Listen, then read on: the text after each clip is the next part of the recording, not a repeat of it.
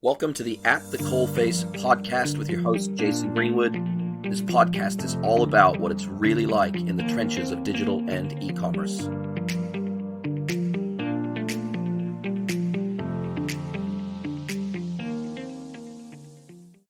Hello, everybody, and welcome to another episode of the pod. It is my pleasure to welcome the VP of Engineering of Zonos, Andrew Spencer, to the podcast. Welcome, Andrew. Thanks, Jason. Thanks for having me. It's my pleasure to have you. I'm really looking forward to this chat. What you guys do over at Zonos is such a critical part of e-commerce and, well, digital commerce, cross-border commerce. It's all pretty big right now. But before we dig right into that, let's talk a little bit about your background and how you even came to be at Zonos. You got a very interesting background. It's very technically focused. CTO, CEO, director of technology. You've got a very technical background going back many years, but maybe you just want to give us a little bit of an intro about you, how you came to be at Zonos, and a little bit about your background. Yeah, so I actually got started in e-commerce in 1998. I was working at a boutique bookshop that had a lot of retail locations, probably about 20 retail locations in the United States. And we were very aspirational and wanted to create an Amazon. And so we built a clone of Amazon.com in 1998.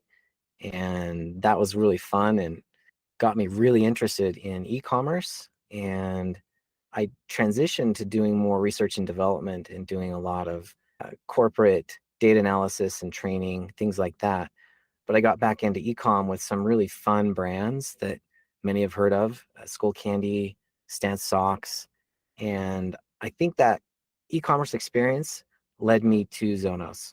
Exciting. We've followed a very similar trajectory. I remember the very early days of e-commerce, and basically everything to do with e-commerce was difficult. Everything from building an e-commerce website. There weren't platforms like Shopify and BigCommerce in the early days, so it wasn't quick to build an e-commerce website. It certainly wasn't easy, and it certainly wasn't cheap. And then, of course, digital marketing was in its nascency. Certainly cross-border as we know it today didn't exist. Merchant of record, companies that specialized in becoming merchant of record for cross-border transactions just simply did not exist back in the day. We didn't even know what that was called. We didn't call it cross-border back in the day. So this was the very early days, and it was very difficult to get up and running in e-commerce back in those early days, wasn't it? It was. This is true. So we would look at doing really expensive things like a joint venture or actually establishing presence in international markets. And that came at great cost. And today with solutions like Zonos, it's so easy. In a day, you can get selling internationally. It's tremendous.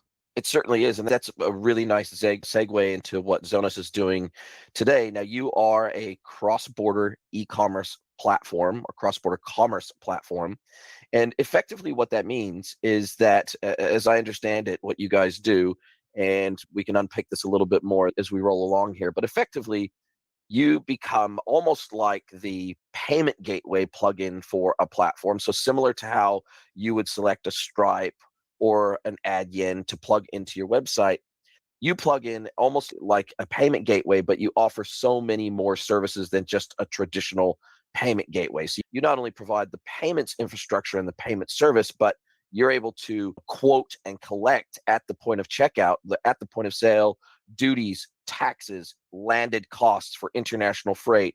You're able to collect any international fees that would normally be charged by the destination country. You also are able to basically take over not only the freighting responsibility, but you're able to quote everything in a local currency and charge in a local currency. You become the merchant of record for that transaction. Once the customer makes payment, you effectively, all of the responsibility of getting that parcel or that order into the customer's hands now transfers to you, and effectively you also help to ensure that the merchant fulfills their tax remittance obligations to the destination country in which they're shipping to. So you take on a fairly substantial amount of responsibility in as part of a commerce transaction the moment that a transaction goes international. We do. Essentially, we're taking on all of the complexity of cross-border for our merchants. And that's one thing that our merchants really love about Zonos is that we are the most comprehensive cross-border solution on the market.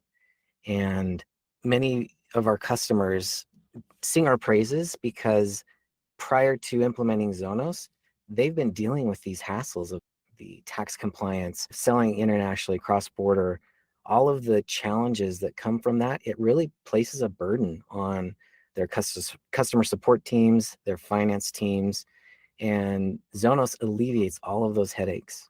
It's such a critical part of any business that has global aspirations, and they might dip their toes in the water initially into new international markets by, say, selling on a local marketplace in that destination country. They might be selling on an Amazon or an eBay or any one of the local regional marketplaces that are popular to dip their toes in the water. But once let's say they use that as a proving ground to test the market, and let's say they just use their local flag carrier to ship those shipments internationally, to fulfill those shipments internationally as a start to test a market. But once they get serious and they decide to do effectively direct to consumer e-commerce, but do it internationally, now it feels like that is the prime time when they need to really start considering a service like Zonos. Correct. We talk a lot at Zonos about creating trust in global trade, and we do that through transparency. And so you can implement Zonos in steps if you choose. And we have a product called Hello that is a really great way to, in a very simple fashion, introduce localization and duty tax calculations onto your e-commerce website. And that's a free product that Zonos offers. And so immediately you can start creating trust and transparency with your customers, with your shoppers, with a free product. And it's amazing what that does to the customer experience. You're probably very familiar with the problem of rejected packages. A lot of merchants, as you described, they're just getting into cross-border. They'll be sending their packages what's called DDU, or delivery duties unpaid, which means the recipient or your customer is getting a surprise duties and tax bill when that package arrives at their doorstep. And that results in a lot of refused packages. And that comes at tremendous cost to the merchant. Yeah, it does, not only in terms of them needing to refund the customer, but if they want to get that parcel back, they've got to pay for the return freight. Correct. They oftentimes will be required to pay the duty on behalf of the customer, even where there's a refused parcel. And then, of course, there is the waste associated with that parcel. If they decide to abandon the parcel and so does the customer, then there's the waste associated with that as well. So there is a lot of problems with those rejected parcels, because oftentimes when you receive a parcel, and I've had this happen on multiple occasions years ago when I was buying cross-border, that because of the category of product that I was buying, it had a significant amount of duty associated with it over and above the local taxes, the local GST of a parcel coming into New Zealand. It had a significant duty associated with it too. And in many cases, that made it the costs associated just with approving that parcel for release by customs was significantly more expensive than the value of the parcel itself. And I have had that situation myself where I got a shock and where I just declined the parcel because the fees that I was going to pay to get that parcel were so much more than the value of the item itself that it wasn't worth it to me. And I guess that's a fairly common problem that merchants and customers encounter. That's right. You live abroad, as we would say here in the United States, and you're more familiar with this pain because in the United States, we have a really high de minimis. It's at $800. We're not as exposed to this, but it's a real problem outside of the United States for consumers, for e-shoppers.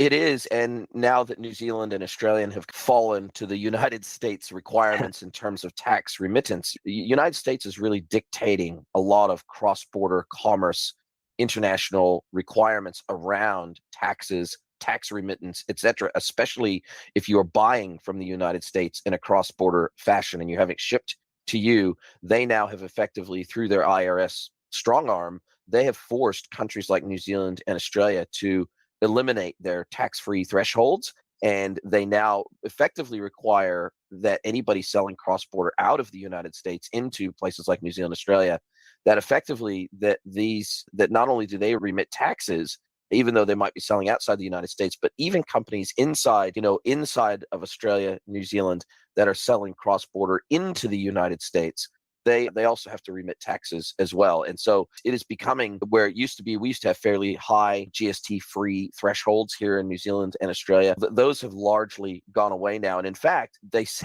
estimate, and I've read about this in the local press, that the cost for customs to pursue those taxes on entry into on entry into New Zealand and Australia, oftentimes it will cost more to pursue and collect those taxes and ensure that there is payment of those taxes than they receive. So it's a pretty full-on thing in countries like New Zealand and Australia. They want to make sure that they're levying their local GST, so their local taxes, so that international sellers like Amazon don't have an unfair advantage against local sellers, but they also have tax obligations to foreign countries as well. And so this web of global tax compliance is becoming pretty messy, isn't it?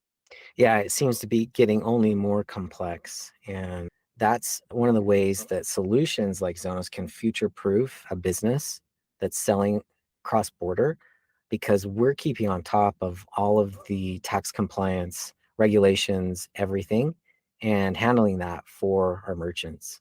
It's a nice end-to-end solution. Now, if we were to, it's for anybody in the market that maybe hasn't heard of Zonos before, but maybe has heard of a Global E, or maybe they've heard of a Pitney Bowes, or maybe they've heard of a Reach Payments, or maybe they've heard of any one of a number of companies that offer maybe similar or competing services to yours, but maybe they don't offer all of the same services that you offer. How do you guys consider yourself a differentiated service or a differentiated platform or product to some of these other competitors in the marketplace that offer certain cross-border services? So we say at Zonos that we ship technology, not boxes. And that's a differentiator for Zonos. We're an API first company.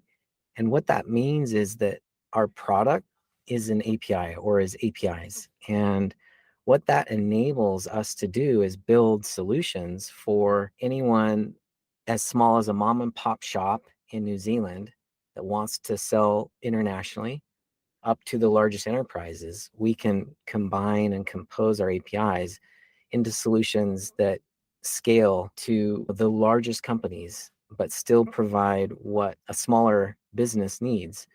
And so that's one of Zonos's differentiators is we don't early on. So Zonos got started and we did deal with logistics and we dealt with customer service and returns and all of those things that some of our competitors, you might say, are still doing. But we've found that there are other logistic providers that are expert at those things. And so we provide technology where we have tremendous expertise, and that is in duty tax calculations, classifications, or harmonizing your catalog, your products, and tax compliance regulation. Makes it nice and easy for a merchant to implement. Now, for those merchants who are not complex enough or large enough to warrant a custom APIs implementation and integration with their website, you do have out-of-the-box plugins and apps for most of the major e-commerce platforms as well. So you have an out-of-the-box plugin for BigCommerce, for Magento, for Shopify, for Miva, Xcart, Salesforce, and obviously you've got that API layer for custom implementations as well, and for custom scenarios that are outside of your typical e-commerce platform implementations, for example, for social implementations, etc. Really, when we think about the ease of getting up and running with Zonos, you provide those out-of-the-box plug-and-play solutions for the major e-commerce platforms to make it super easy for merchants to onboard your technology. But just to clarify, I guess, how you guys work, as I understand it, effectively you own the checkout experience for international shoppers. So effectively, as I understand it, that comes down to the destination address that they're wanting to ship to. So their billing and their shipping address dictate the experience they're going to have with Zonos. But effectively, at the point where you guys detect that this is now going to be an international transaction, you guys effectively take over with a custom checkout experience. Is that the way you work? That's one of our products. So that's one way a merchant could integrate Zonos. However, for example, on Shopify, that is not allowed in Shopify's terms of service. So, Exactly. I was going to ask you yeah, about that. yeah. So with Shopify, we have a duty and tax plugin that plugs in directly to your Shopify store. And what's really cool about that, it's the number one cross-border plugin for in the Shopify app marketplace. And it's really turnkey and simple. And so in fact, we have a customer in Australia was a little bit caught off guard by the new UK VAT scheme. And Yes. literally, we turned them on January 1st of 2021, and they were doing significant business into the UK out of Australia. And that business was at risk. And we were able to, they found Zonos on December 31st, and we integrated them in about, I think it took all of 10 minutes to get them installed and up and running. And so on January 1st, they were able to continue selling in the UK. It's really quick to implement. Our checkout product, you talked a little bit about that earlier. That's where we handle essentially the entire experience of international checkout. And then our other products can integrate into the Shopify's, BigCommerce, et cetera, and provide a really transparent cross-border experience in that native platform. So in the Shopify case, that sounds to me like you don't actually become the merchant of record in the Shopify scenario, and you might not even handle the international freight component, the shipping component in that environment. But in a Magento or a BigCommerce or a Miva scenario, because you can completely own the end-to-end checkout experience, you can take over responsibility for the entire thing. You can become the full-blown merchant of record for that transaction. That's correct. Yep. It's a little different for merchants on Shopify. We can do a little bit more if you're on a different platform, but nevertheless, we have a product that we call landed cost guarantee, and that's where we're handling collection and remittance for you. And we can even offer that product on Shopify. And that's tremendous. So when you think about the customer experience, that's one huge benefit of Zonos. But on the other side of things, you have the business processes that e-commerce merchants are dealing with. And we assume all of that complexity and responsibility on the collection and remittance side as you use our guarantee product. And that also has the benefit of streamlining customs clearance. And the customer experience, not only do you improve things on the back office side of things, but you're also improving the customer experience by getting them packages quicker. And it results in faster shipments and also fewer lost packages and missing packages. Makes perfect sense. Now, let's say a merchant today, let's say they're operating down here in ANZ. Oftentimes, they'll be running a local courier aggregation service and integration and label generation service, such that there's Starship It down here. There's a company called Ship It. They offer very similar services where they integrate e-commerce stores directly with the local carriers, and they will send up the weight and the destination address and all the other information to create effectively a lodgement with the carrier, and then they will actually print the labels off for those shipments. And so in a scenario where Zonos is running as alongside those platforms, I'm guessing that those platforms you would configure them to have a rule to say, hey, look, we don't want you to pull down these orders into your platform that are domestic orders. We want you, it's non-domestic orders. So you will own all domestic orders, and you will integrate with the local shipping carriers down in ANZ. You will go through the normal pick, pack, dispatch process in those platforms. But for all international orders, do not pull those down and do not generate labels for those, and do not log those shipments with the local, say, flag carrier. Let Zonos own all of those international orders.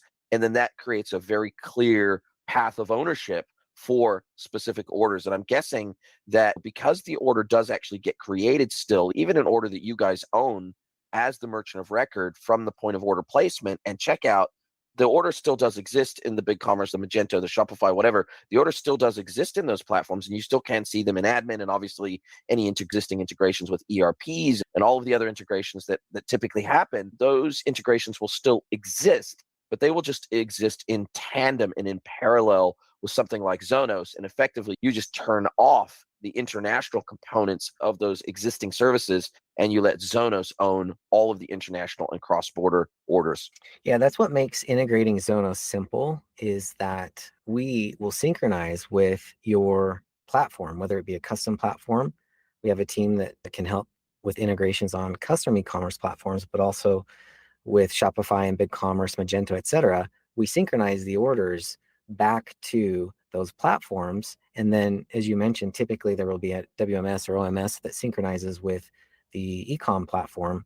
And so we send the shipment information back. We print the labels in our dashboard, And that's how we can streamline customs clearance. And we also have some really cool new products coming so we've integrated with these aggregators, and we are scaling that type of integration as well, and have some new products coming to further streamline customs clearance. That's excellent, because effectively what that means is that merchants can use, from an operational and a technical perspective, they can retain their current workflows, their business processes, their current integrations, etc.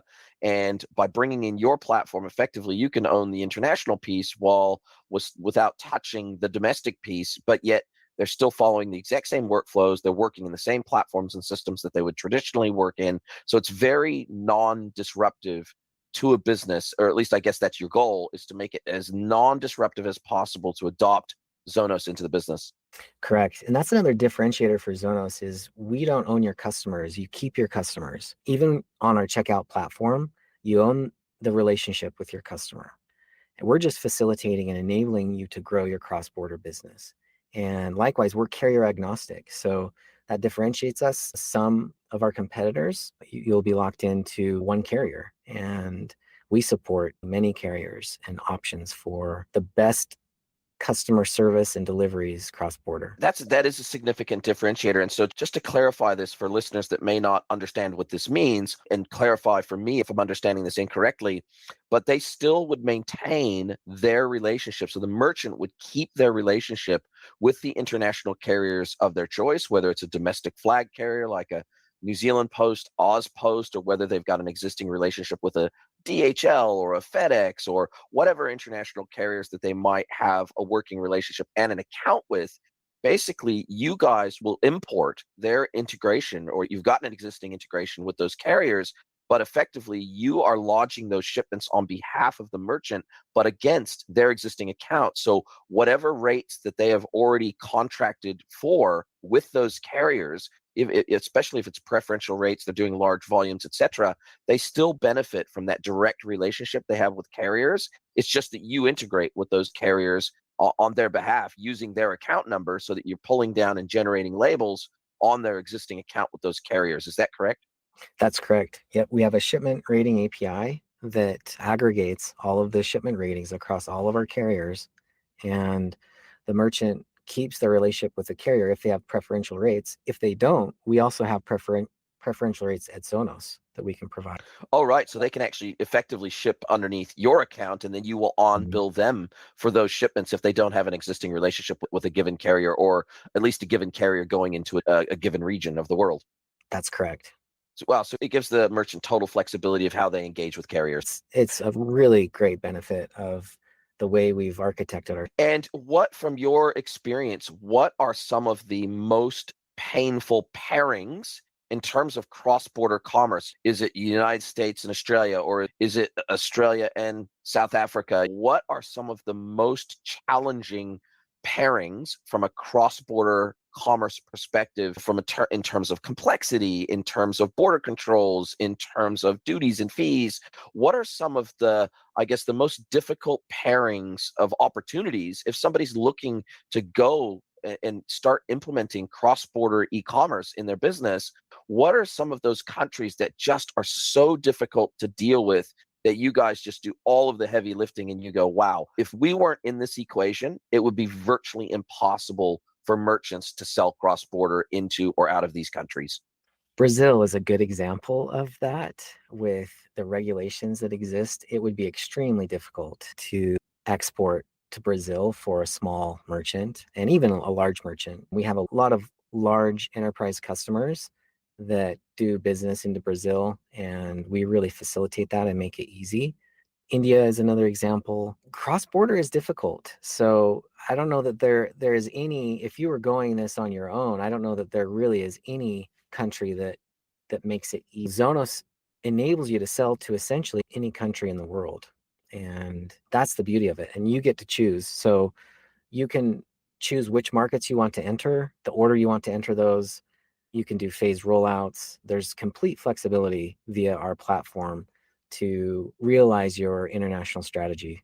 And how do you guys deal with international instability and geopolitics? And this is a fast moving space. We think about, Ukraine and Russia, and we think about countries that are maybe in the middle of civil wars. We think of countries where, today it might be okay to ship into those countries, but tomorrow at night it might not. And the local flag carrier might be operating today, but tomorrow they might not. How do you guys keep up with what is available in those countries in terms of infrastructure to be able to get parcels into those countries and make sure that they're mature enough and modern enough and that they're not in the middle of some level of strife? How do you guys keep up with that? I guess at the end of the day, if those carriers that you are integrating with still offer a service to get items into those countries, then because you're connected to those services via API, basically, if those services are available, you're taking that as a signal that you can actually get items into those countries and you will ship the item. That's correct. But it was really hard for us to see the conflict break out in the Ukraine. We have a lot of good friends and teammates in the Ukraine, and we definitely tracked that situation very closely. We are all about transparency, and we did follow the lead of our main carriers. We watched how they were handling the situation, and we continued shipping to Russia and the Ukraine until our carriers could no longer do. And when that happened, we did have to notify our merchants. It was no longer feasible to deliver into those nations. Luckily, that situation's improved, but yeah, that's hard to see. One of the reasons I love working in the cross-border industry and solving the complexities of global trade is I really do feel that as nations trade among themselves, that it fosters peace. And my hope is that cooler heads prevail and we can get back to trading between the Ukraine and Russia and all nations. Absolutely. War is not good for anybody. I guess it's good if you're an arms manufacturer or something like that. But for the general man and woman in the street, war is never a good thing. It doesn't help anyone, really. Yes, absolutely. We hope that hotbed of violence, I guess, is ultimately calms down and that the loss of life just goes away and that people can get back to a more peaceful footing. And yeah, it is definitely a sad situation, no matter how you slice it and dice it, or no matter what country you live in. It's not good. War is never a good thing. People die, and it's just there's no good that really can come out of that situation, unfortunately. So yeah, we definitely all hope that that calms down sooner rather than later. Now, when we think about your services from a cost perspective, how do you guys make your money? Because you guys are an API first platform, but you do have these plugins. In some instances, you're becoming the merchant of record. Sometimes you're not. So how do you're a SaaS platform, so you're platform agnostic in the sense that you can plug into almost any commerce experience anywhere. So how do you guys make your money? So there are a couple billing plans that we have subscriptions, and we can set up billing by API call, which is traditional of API-based SaaS companies. And then we add a lot of value with products like our landed cost guarantee. And so we will charge a fee for that service, but because it adds so much value, it's a very nominal fee for the merchant as relates to the value that they receive. And I guess that merchants can think of that landed cost guarantee almost like insurance. They can think of it as insurance for themselves, and they can also think of it as insurance for the customer that's going to receive those goods on the other end. Yeah, it eliminates any surprises and it does streamline customs clearance. And then it makes the financial aspects of going cross border so much easier because Zonos handles all of the collection and remittance and tax compliance. You don't have to worry about that as a merchant. And so it saves a tremendous amount of resources on the side of headcount. Many of our merchants that have rolled out landed cost guarantee have seen their customer service burden tremendously decrease. And so now their customer service teams can focus more on helping the customer find the right product. We had a merchant that had to disable their live chat because they were dealing with their customer service teams could no longer respond on their live chat and talk with customers because they were dealing with returns and refused packages and other difficulties with cross border. We solved those issues for them, and their customer service reps were able to get back to interfacing with the customers and helping them find the best product. So actually adding value as opposed to doing administrative duties. And the other Yeah, thing you so guys, sorry to cut you off. The final thing that I think is worthy of discussion is that adds significant value for the receiver, for the end consumer, is the fact that you, specifically when you own the checkout, then you can communicate with them in their local language and their local currency, and they will get billed in their local currency as well. So that's a fairly substantial improvement in the user experience. Just those two components alone, translation into 19 languages, converts into 142 currencies, country-specific messaging, duty and tax quotes on the PDP. And specifically from a currency perspective, if you're doing international transactions, even if you quote unquote present prices in international currencies, that is not, unless you have a, let's say you've got a Stripe that you've got a multi-currency Stripe account where you have the settlement currency, you have multi-settlement currency and multi-foreign currency accounts on your business side. Barring that situation, you are going to be charging them ultimately in your local currency. So if I'm selling out of New Zealand, I'm going to be charging an NZD, even if I'm presenting my American customers with USD pricing. That's not ultimately what they're going to get charged. They're going to get charged in NZD, and that usually will incur a Forex fee on their credit card, on their debit card, or whatever, when at the time of billing. And so not only are they going to get charged a foreign transaction fee, but the current at the point of actual billing, when the billing hits their account, the Forex rates may have changed in the meantime. And so what the customer ultimately pays for that good can be very different to what you presented to them on the website. that's right. And so not only do we guarantee that foreign exchange rate that the customer gets quoted at time of purchase, let's say that there needs to be a return and another item needs to be exchanged, or refund needs to happen, we actually guarantee that you get a full refund based on the FX rate at time of purchase. So even if that changes and it's a change that's not in the consumer favor, we cover that. So it's the customer is guaranteed that they're going to get a full refund or full rebate on that amount, and so does the merchant. So it really Correct. limits the downside risk of trading internationally, because before it changes, Forex rates can change very rapidly over, say, a 30, 60, 90-day window. Yeah, that's correct. It's a tremendous benefit, not only for the shopper, but the merchant as well. Love it. Now, when we think about what you guys do today in terms of services and the breadth of services, and you've got 5, 6 major services that you already provide, is there anything that your customers are screaming out for today that either you don't offer at all, or that you want to add new features and functions to, or enhance and extend those existing features and functions? What's on kind of your roadmap in the short to medium term to improve the platform? That's a great question. I think that any way that we can find to further simplify the process of selling cross-border is very attractive to us because we see the value that comes from simplifying the complex. In fact, we have a role at Zonos that's called the decoder. And our decoders are our cross-border experts. They know everything about cross-border commerce. And this is another tremendous value add that Zonos offers is you can talk with our decoders. If you're an e-commerce merchant that isn't quite sure on how to approach this, you get that expertise. And so I think scaling out that expertise through our documentation is one thing that we're very mindful of right now. And we have the documentation in the industry. We have industry guides. So you can go to zonos.com and learn just about anything you'd ever want to know about cross-border commerce. But we want to continue getting that into people's hands. And so that's definitely an area of focus for us. And we're really excited about some new APIs that are coming. And what we've done is we spent a lot of time looking at the nature of cross-border and looking at the commercial invoice, looking at the duty and tax calculations, the fees, the carrier fee rules, all the complexities that go into it. And we realized that we could start solving these problems in an even more simple fashion by leveraging technology. We are a technology company. And so we will be rolling out soon new APIs based on a graph of everything that relates to a cross-border transaction. And so the technology we're using for this is GraphQL. For example, it's what all of Shopify's new APIs use.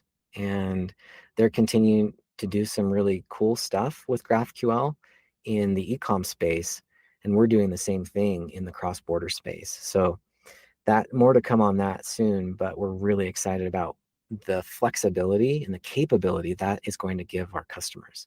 Yeah, look, I love GraphQL as well, and BigCommerce and other platforms are implementing GraphQL as well. And what we see, and not to get too technical for the audience, but one of the biggest benefits we see of these implementations of GraphQL is the ability to, instead of just accessing a generic API endpoint for a specific service, can get super specific and granular in the types of queries that they're making to services like Zonos for the exact scenario that the customer is in at that point. They can base it on the granularity of even down to an item.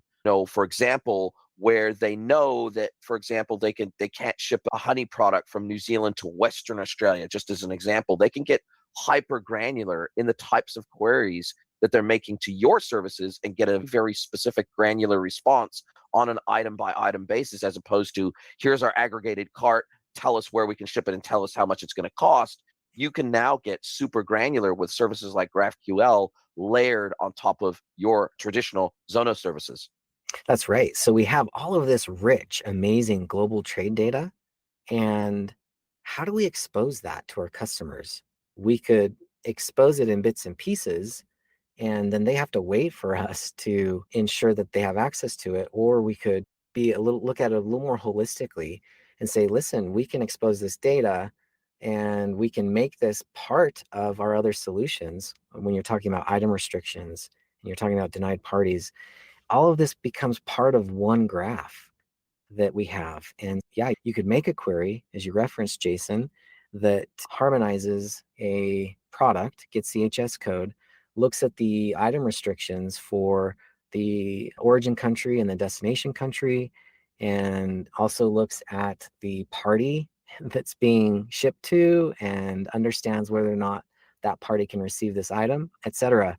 And tons of flexibility from one API endpoint. And I think just as a practical extension of what that might look like for a merchant, say, for example, instead of, so let's say I'm in New Zealand and I'm selling a bunch of products into Australia, but I also happen to be selling honey as well. So I want to give a practical example of this. The beauty of this type of granular service, instead of just saying, okay, I've got 5 items in my cart, I'm shopping from Western Australia, got 5 items in my cart at a merchant in New Zealand. One of those items is a honey product. Instead of just saying, because you've got a honey product and your destination address is Western Australia, instead of just saying, oh, we just can't ship your order from New Zealand to Western Australia, sorry, we can now give very granular messaging and say, hey, we can't ship this honey product to Western Australia. However, if you remove this item from your cart, we can still ship the rest of your items. We can ship the rest of your order. So we can be very granular in the way that we tailor the messaging and the user experience in specific aggregated cart scenarios in ways that you can't get that granular with many services, right? It's either accepted or denied, and that's all the messaging you get. Whereas if we can get more granular, then it means we'll get fewer abandoned carts, we'll get a higher conversion rate, we're going to get a higher AOV, we're going to get a higher CLV as a result, and we're going to get more accepted international shipments ultimately at the end of the day. That's right. We have some merchants that have conversion rates over 40% international on their cross-border, and CLV is really the name of the game. What you just described is a better user experience, understanding exactly what's happening, transparency. That's what we're all about. Another differentiator is one of our core values is that everyone at Zonos is responsible for customer success, from the engineers to finance to sales to the customer success agents. Everyone is responsible, and that's top of mind for us. And we want to deliver. That's our goal, is to deliver these types of experiences to our customers. Love it. You can't ask for much more from a vendor than that, to be all pulling in the same direction of sled dogs, right?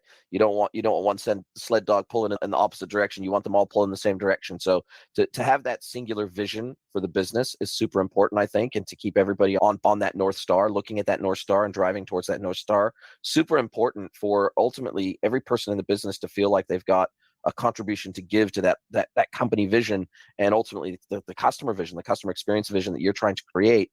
Now, we're coming to the end of our time together, and I really appreciate all the time you've shared with me today. Now, we're at the point where I turn the microphone over to you. I let you ask me one question, any question you like.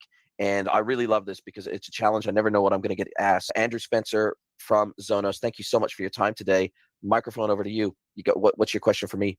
Oh, this is a great opportunity. So you've been really close to e-commerce merchants based on your background, and you've been close to customers. What do you think customers most want out of their cross-border experience? Look, I think based on my own personal experience, not just having to deal with this as a merchant, but my own personal experience, I guess I would like to have fewer declined shipments or fewer. There's many times living in New Zealand, there are many websites that I go to that I would love to buy products from, but they just will not ship to New Zealand. It's just one of those countries they just don't ship to. Part of that, I think, is oftentimes the complexity of our tax regime and remittance regime here in New Zealand, and that's just got implemented a couple of years ago, and it became much more complex for foreign merchants to ship into New Zealand and be compliant. And so they just took it off their list because it was just they put it in the too hard basket. And I know there's lots of countries like that. And so I think being able to shop on any site that I want from any country in the world is something that I and most consumers want to be able to do. They want to view, they already do view in their personal life. They already view the world as quite borderless. They can call anyone in the world via WhatsApp. They can have friends anywhere in the world, and they can do video calling, and they can travel almost anywhere in the world now that we're coming out of Corona anyway. And so they already view the world in quite a borderless way. And we have cross-border relationships now. People traveling the world, they meet in a foreign country, they get married, and then they don't necessarily settle in the country of either partner's birth. And so I think the world nowadays, the view of the world, particularly by millennials and younger, they see the world in a borderless way. But when it comes to commerce, it's very much not borderless. And so we don't have access in New Zealand. We simply do not have access to a lot of international brands because it is so hard for them, particularly if they're a small and medium-sized brand, they just won't ship to this country. And so I think that what you guys do and the impact it has on breaking down those international barriers and silos is a really important thing. So I think that's the thing that the end consumer is looking for, is for every brand to treat the world as borderless as they actually view it themselves. There are no more borders with the internet. I think technology, I'm a technologist, and that's what motivates me. And I really do believe that technology, when it's applied properly, has a greater power to lift humanity than just about anything else. And you can see how technology has broken down borders, but they're still there with cross-border commerce, and we want to break those down. Love it. What a noble mission. Andrew, it has been absolutely fantastic spending time with you today. I appreciate you sharing your knowledge and wisdom of all things cross-border. Now, if people want to get a hold of you, or if they want to find out more about Zonos, is it best that they simply go to Zonos, ZONOS.com? Or is it best that they reach out to you on LinkedIn? How would you prefer that people find out more or get in touch with Zonos? Zonos.com is a tremendous resource for cross-border commerce. And so all of the resources on the site are free. And it's a great way to start dipping your toes and learning more about cross-border. And yeah, we'd love to chat with you, schedule a demo. You can also send an email to inquire@zonos.com. And I love talking technology, so you can also hit me up on LinkedIn. And yeah, it's been a pleasure, Jason. I love what you're doing, and it's really fun to be a part of this podcast. Oh, thank you so much. Thank you so much. And one small note for anybody that's trying to connect with Andrew on LinkedIn, it caught me out as well. So I'll give you the heads up. Look for Andrew S on LinkedIn. And he obviously works for Zonos, so you'll be able to see that in his profile. So if you want to connect with Andrew on LinkedIn, look for Andrew S from Zonos. Andrew, thank you so much for your time today. I really appreciate it. And let's catch up again soon, and let's see what is happening at Zonos over the next 6, 12, 18 months. Definitely. Thanks, Jason. Are you a merchant or software vendor that is focused on e-commerce or omnichannel? Then head over to greenwoodconsulting.net to see how we can help you scale your business.